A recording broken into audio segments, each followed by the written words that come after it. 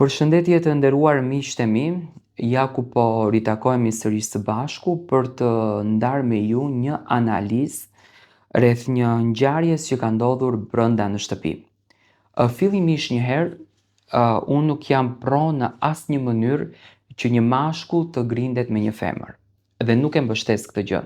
Por loja siç është në Big Brother është një format aq shumë i armiqësuar sa që të detyron që të grindesh edhe me femra. Do me thënë, të dalësh nga komoditeti i një mashkullit. Lufta mes Mateos edhe Juelës është një luftë e vazhdueshme. Juela ka nisur që ditën e djeshme duke i quajtur Mateon homoseksual dhe Brikenën duke i quajtur lesbike. Do me thënë, Brikenën e quan një vajzë që preferon dhe pëlqen femrat, ndërsa Mateon e qua një djalë që pëlqen djemt. Është një temë që po bëhet brenda në shtëpi dhe sinqerisht është bërë shumë e bezdisshme. Pas përfundimit të prajmit mbrëm, Juela dhe Mateo patën një diskutim shumë të fortë, një debat shumë të fortë, ku në këtë debatin realisht u përfshi ashpër edhe Miri, që Mateo dhe Miri patën një kërcënim të madh me njëri tjetrin, ku në mes hyri Rogerti. Se filluan që ndoshta edhe Miri provokonte që Mateo ta gjuante, do me thënë dëshironte që të prekën në limite. Gjatë këtij debati dhe diskutimi, u tha një fjalë, që kjo fjala u interpretua në forma të ndryshme.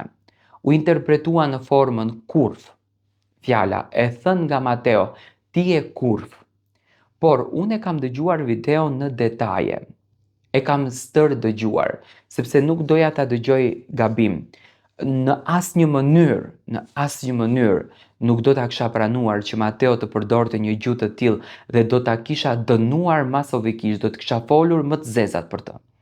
Por Mateo nuk e kishte thënë ti je kurv, e kishte thënë ti je turp. Do me thënë, për ta dëgjuar më mirë, thot ti je turp, jo ti je kurv.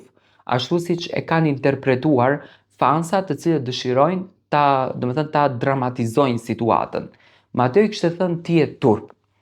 Por, a është e bukur që Mateo duhet të grindet në atë formë me Juelën? Nuk është e bukur.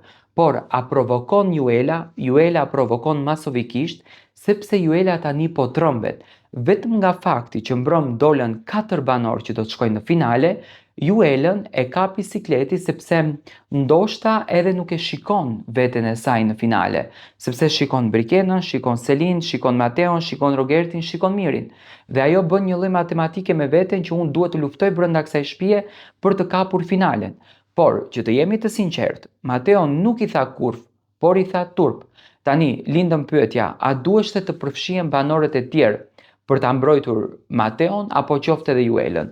Me patjetër që duhesh të përfshirë, sepse në raste të këtilla duhet t'i dalin zot një vajzës që në fakt kundërshtohet nga një djalë. Por luftrat me Mateon nuk erdhën nga hiçi. Juela gjatë gjithë ditës vazhdonte duke ofenduar Mateon, vazhdonte duke denigruar Mateon, duke i quajtur homoseksual, duke i thënë që Mateo ka pëlqim për meshkuj, njëjtë me Edisën, do me thënë duke i përdorur këto termet shumë të shëmtuara që vetëm ato të dyja i përdorin brenda shtëpisë.